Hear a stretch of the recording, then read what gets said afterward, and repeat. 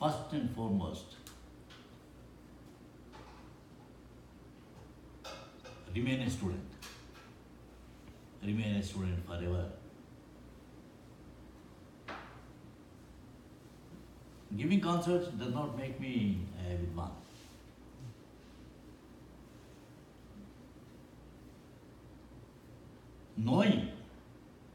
Knowing the art in all its details, in all its contours, if not all, very nearly all. That is the most important thing. That is what keeps me a student all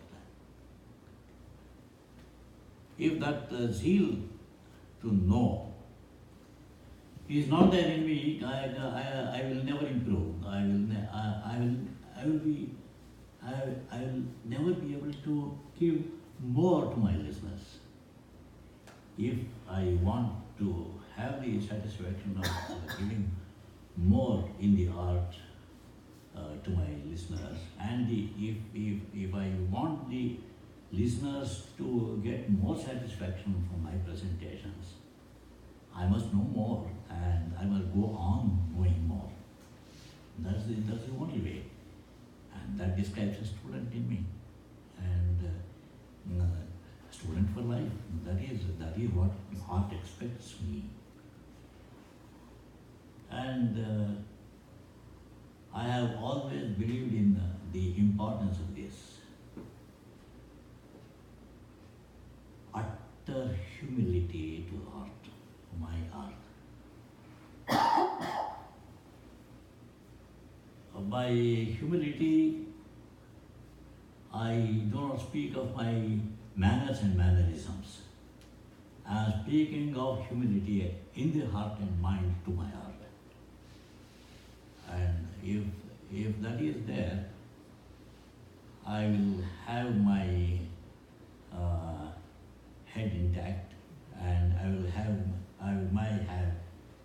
have my foot firmly on the ground.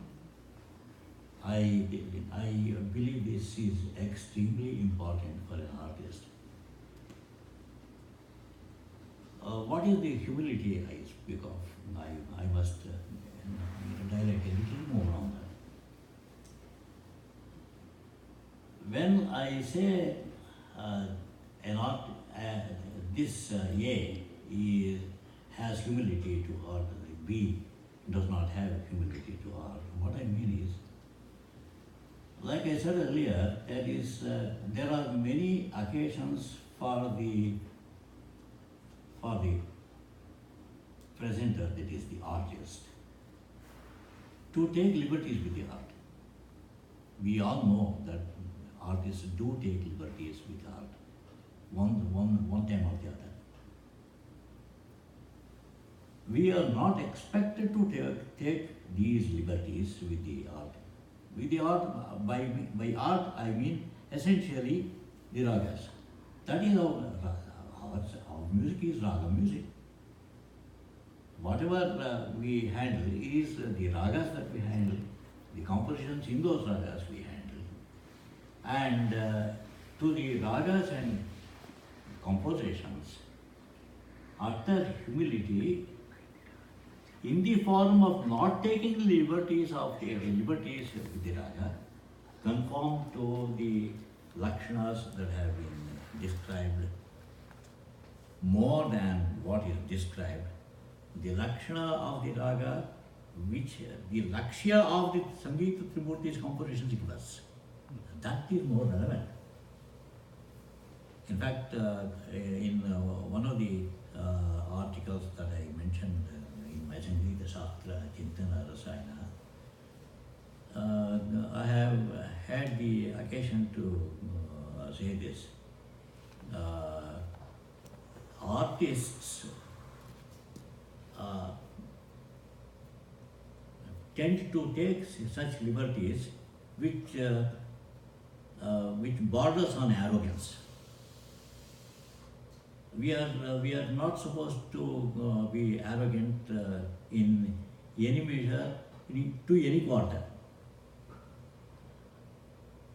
Least of all to the part of the art which has been blessing us, which has been taking us along. So this taking law into our hands is many a time essentially in the ragas.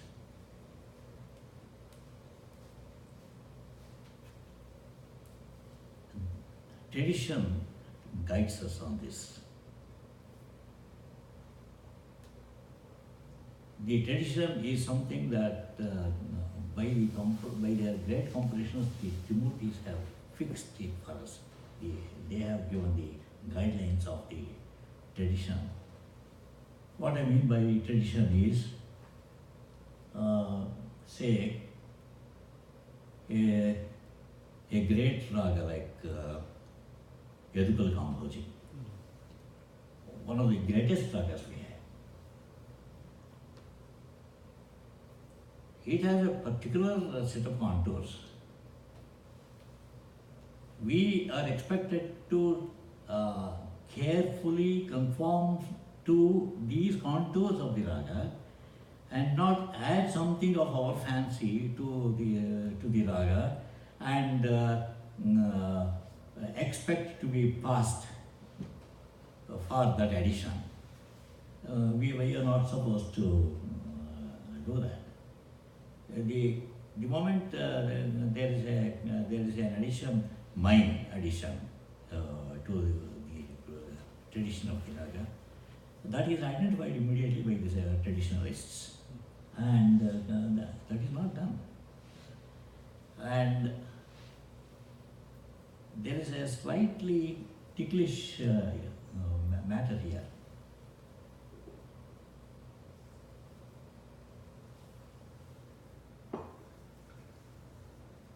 This is possible in an art of such flexibility as Carnatic music, and that is by tradition, by the contours of the raga. You yourself say that it is the ragas have evolved. It is evolving further. It's evolving further, and why don't you accept it? This was possible until a certain stage. But now, when the great material which has been guided clearly by tradition fixes the contours of the raga almost to the maximum extent in our knowledge, we had better not tamper with it. Anything of originality, anything we think originality will be an abuse of the raga rather than being originality. Taking liberties with the ragas. There was an artist, very famous, whose rendering of Todi would not sound satisfactory. A popular, great raga, most famous raga like Todi, in which nobody can make a mistake about, nobody can change its contours. That would not sound like the Toditva of the Todi raga. The Toditva of the Todi raga must be felt by the listener. I must feel it myself, and the listeners must at once feel the Todiness of the raga. Why this happens is because I sing Todi like this. Fine, you're most welcome to sing Todi like that, but please do not call Todi Todi. That's the only objection I have. you create a raga in a different contour. Call it yourself, call it as your creation, fine. Nobody can object to that. But the traditionally handed or handed down material shall not be tampered with. If we sing any other way, a raga like Thodia, Shankaravarna, and things of the great ragas we have, Nayaki, Darbar, Devadanta, Ahiri, things, ragas like this, they must be sung in the traditional way only, which has given us the guidelines of how it sounds, the aesthetics of the ragas. So the aesthetics of the ragas is all the muddy material. I use the word muddy for that, translated as austerity. If we are not supposed to abuse the muddy of the ragas. If we conform to this basic requirement, we are safe, the ragas are safe. This is what I sincerely feel as my approach to the traditional material. Then my approach to the music fraternity, Karthik asked.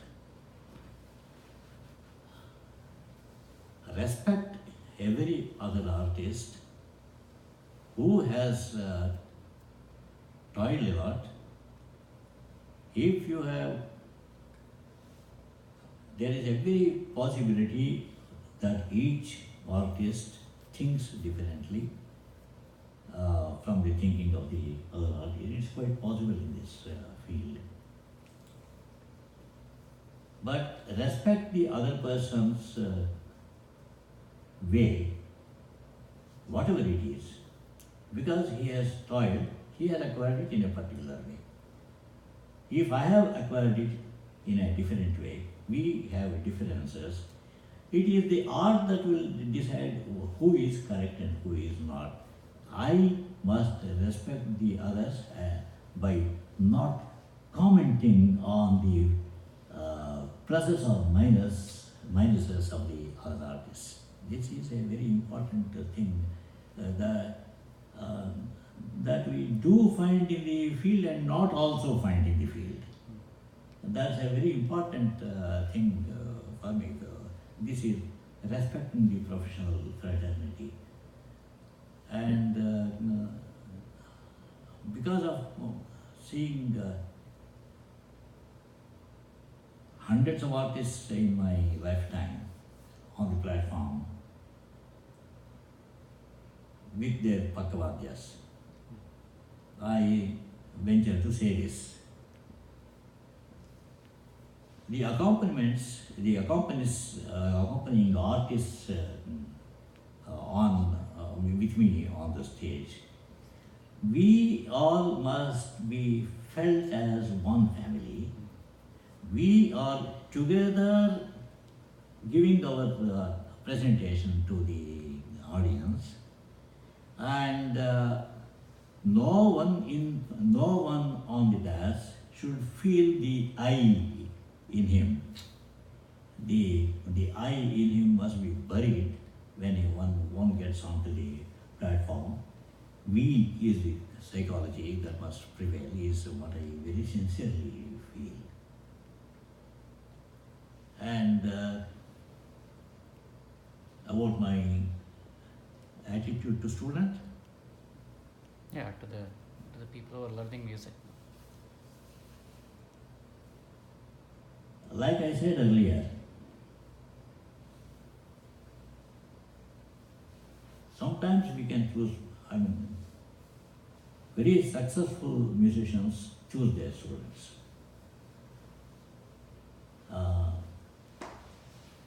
Like I said, the teacher is a winner if the student is talented.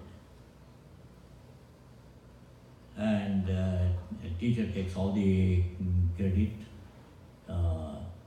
even though many a time the student does not agree in the mind that it is because of the guru that I am like this. But the reality in this is that the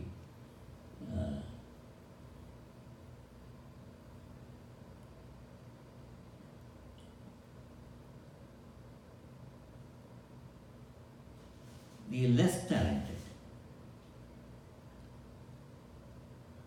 have a right to learn, have a right to learn.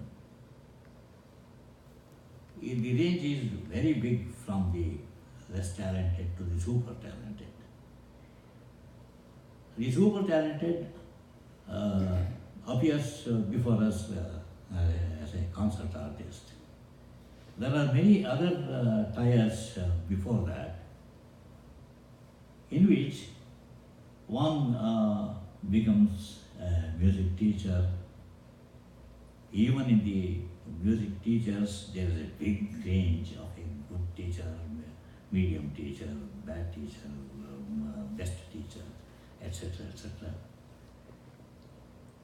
And many are talented. They are not able to express themselves in the art. They become music lovers, and they can know when a musician is on the right path or when a musician is not on the right path. They can know easily, but they will not be able to sing and demonstrate the fault of the artist. No, that is another level.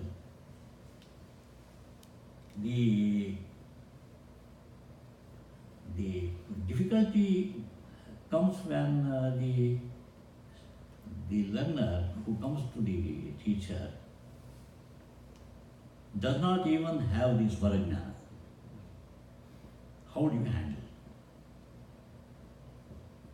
I have had an experience of such a student.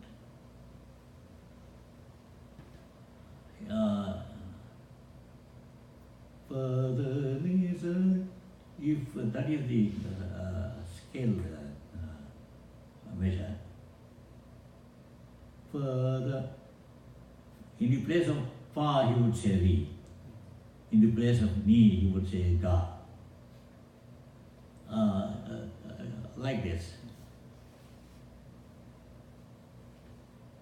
How should the teacher handle such a case?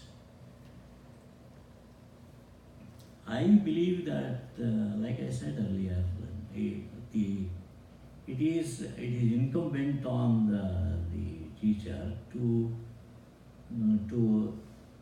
evolve for himself new methods of approaching the teaching profession, teaching art and the student, and new techniques must be evolved. Believe me, I accepted the student because of the great devotion he had for this person, me, and he was bent on learning from me. When I sat for the first class, this is what I found. But his devotion was enormous, and devotion to music was also enormous. It was not difficult for me to say politely, you don't have the talent. You better take to another line of art or any other line of knowledge. It wasn't difficult, but I didn't do that because I felt it my duty to handle such cases in the name of my duty to the art.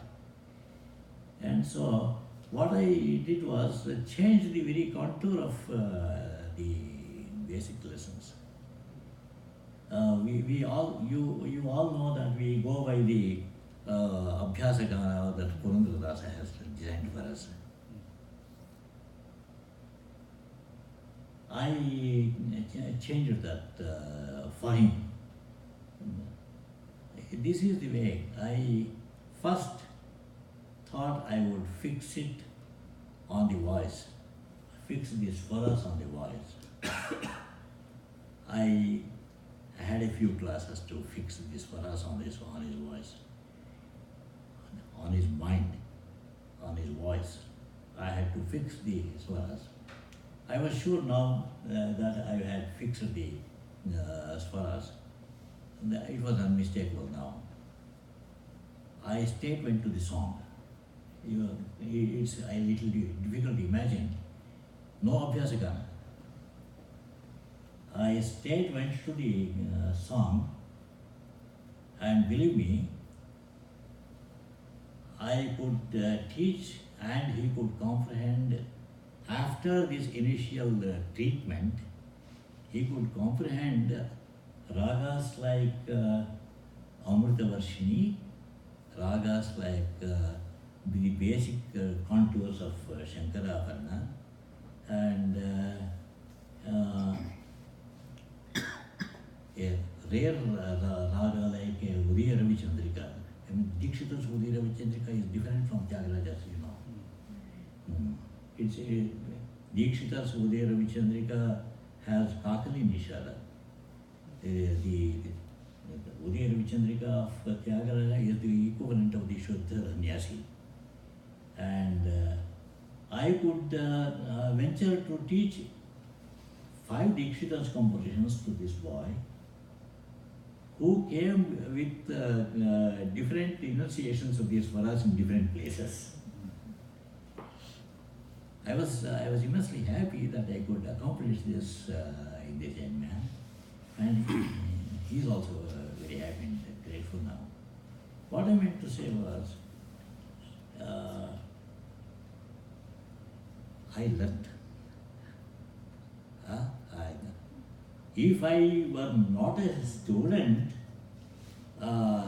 exploring the possibility of the different methods of teaching method, different techniques, different thinkings to achieve a particular goal, I wouldn't be able to accomplish this.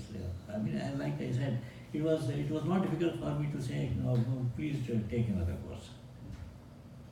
But that's not what is expected of me as a teacher whom he lovingly came to. So this is my thinking of teacher in music. I would like to share your thoughts for myself. So yeah, I wanted to ask you a couple of questions. But I can completely relate because we are also teachers in our own regard, and I have a very similar situation with one student who fails to understand the laya. Okay, so especially most of the Tyagaraja's song will start from 3s. He will get the 2s, never get the 3s. So this was a very similar problem, so I could relate with it in terms of how do you sort of adapt yourself Wonderful. to understand and relate to that person, and it would not come naturally to this person. So this is what this requires is a continuous exposure of the student to those particular songs of those what they call the Deshadi. yes, That is the Deshadi. that's right. Play more songs of the Deshadi and ask him to listen to the compositions. And by constant listening, by a long listening, this has a big possibility of getting stuck on his mind. So it speaks volumes for the importance of listening. Yes. Listening is extremely important to the students of music, and this is quite possible. There is many a case like that. In fact, you see, this is the reverse problem of what I said. You see, normally, Laya is the one that easily gets comprehended and imitated by the listener. The tonal material is difficult for many to comprehend and express. Laya, everyone can take a particular laya and go on. If we make an experiment, clapping in a particular, we begin by clapping in a particular laya, we go on increasing, the audience will join us. It is not difficult for the audience to join in the case of laya. And laya is a built-in tendency of the mind. It's a built-in tendency, not the tonal material. It is not built-in. It is got by a long exposure and constant exposure. So I think constant exposure of this particular candidate of this description to continuous exposure to Deshadi compositions of Tyagaraja. I mean, Tyagaraja is the only one that it is Tyagaraja's credit for many such new things. The Deshadi Laya is a contribution of Tyagaraja. Dikshita has not used it, Shyama Shastri has not used it. Many others, the post-Tyagaraja have of course taken it. But the Deshadi type of laya of a composition is the contribution of the Tyagaraja only. And there are many compositions of Tyagaraja in that contour. And even though there is a slight difference in the Deshadi material itself, from composition to composition we have a slight difference because of the yati. And if the student is exposed to a number of such compositions, I am sure the mind will fix it. So I had another question. You have had the privilege of being a musician, an artist, and a composer. So explain to us in terms of your own personal evolution as a composer, and then how do you inculcate that in a student to become a composer early? You see, this is a ticklish question. Composing is not like inculcating music. Composing is something that must come from within. And composing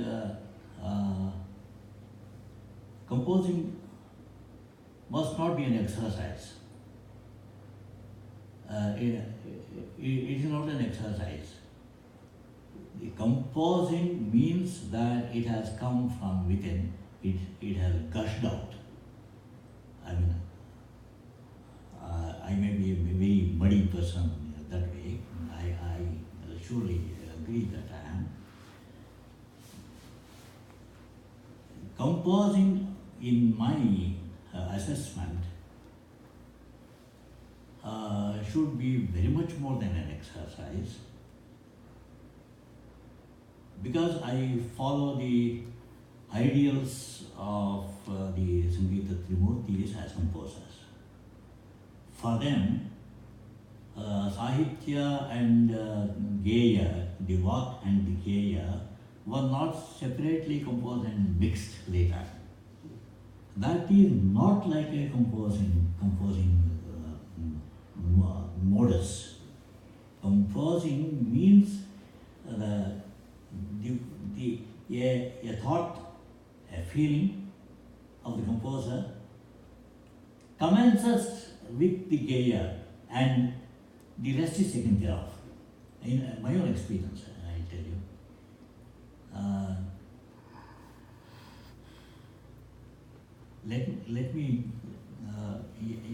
Let me share a personal experience in Raleigh.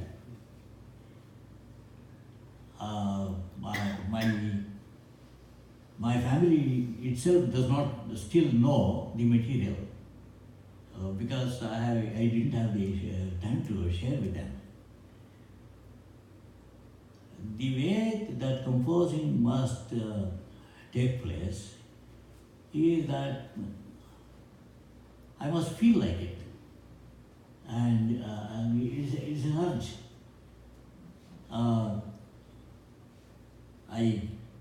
I know Kannada, or I know Sanskrit, I know Telugu. I think of a certain few words, jumble them together, and I know music, and later mix them, and that makes a composition. No, it is no composition worth its name. If Tyagaraja said, Nenendu Vedukudura, that was a pain in himself that expressed the heart expressed itself through the words on the spot without thinking, with a feeling. It is not thought is a very secondary process in composing. Feeling is the first urge. That urge drives the composer to express the Sahitya, the first line of the Sahitya, and the first line of the Sahitya goes with the music. It is done. In my own experience, all my compositions are in the same tradition and blessings of the Trimurtis.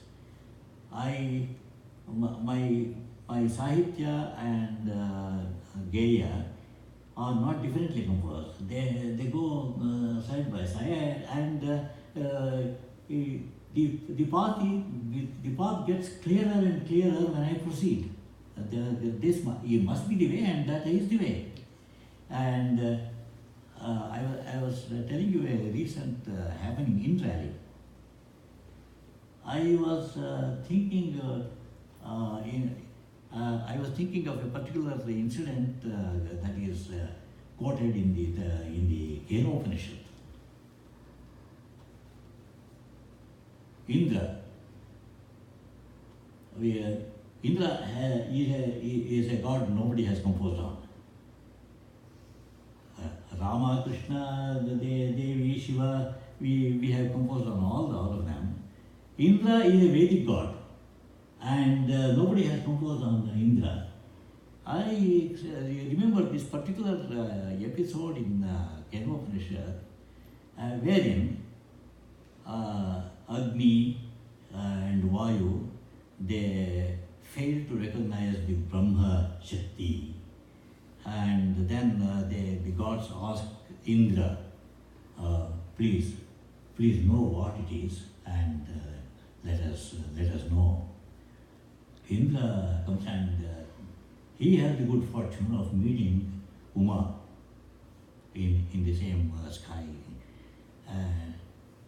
And Indra asks Uma, Devi, Lalita,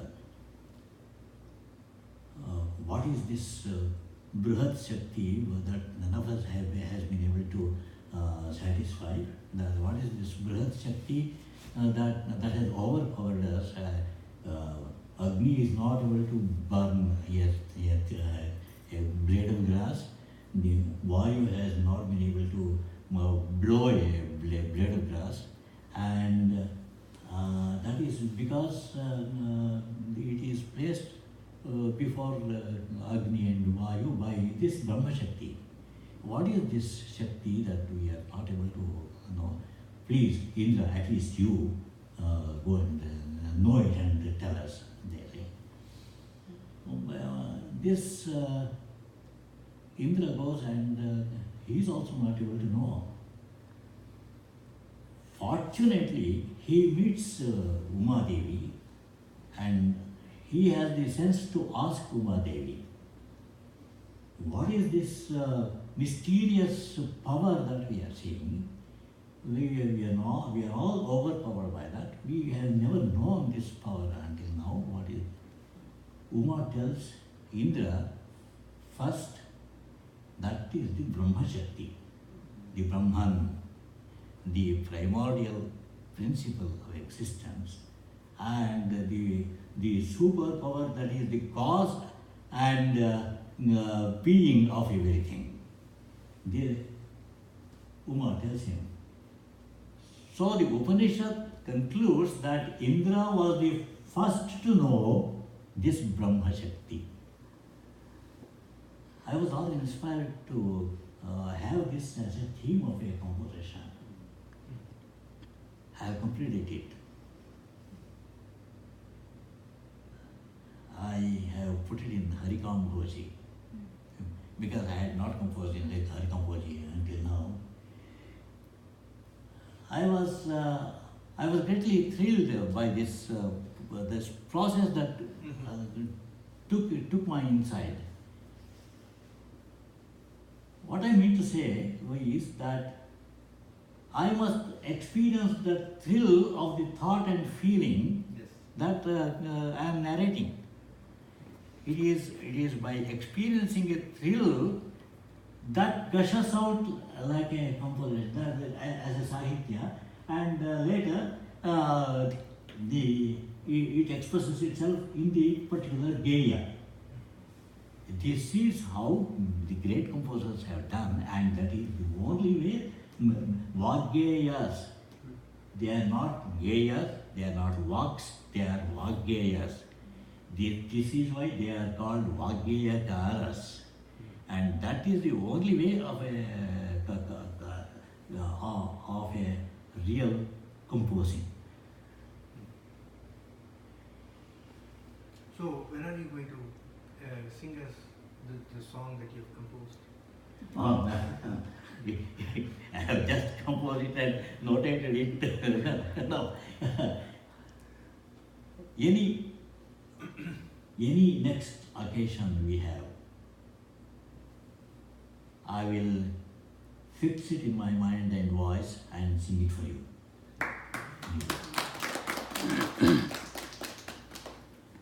Because this is a gift of rally to me. I respect it very much. I do feel it like a gift of rally to me. And I mean, space and time should not matter for a composer. Many of my compositions are finished on the bus. Many of my compositions are finished on the train, on the plane, and while I'm bathing, a composition gets completed.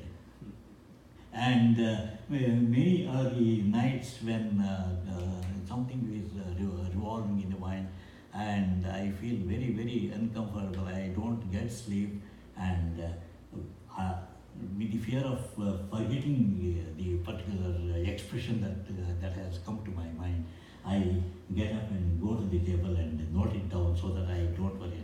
I'm not doing it and being lazy, I have forgotten many things like that. That is why these days I take particular care not to let it go, and I come and even for this composition, there were two nights like that. I made it a point to come and note it down so that the next morning I checked it and fitted well. That is how it should be. So do you use any mudras in your composition?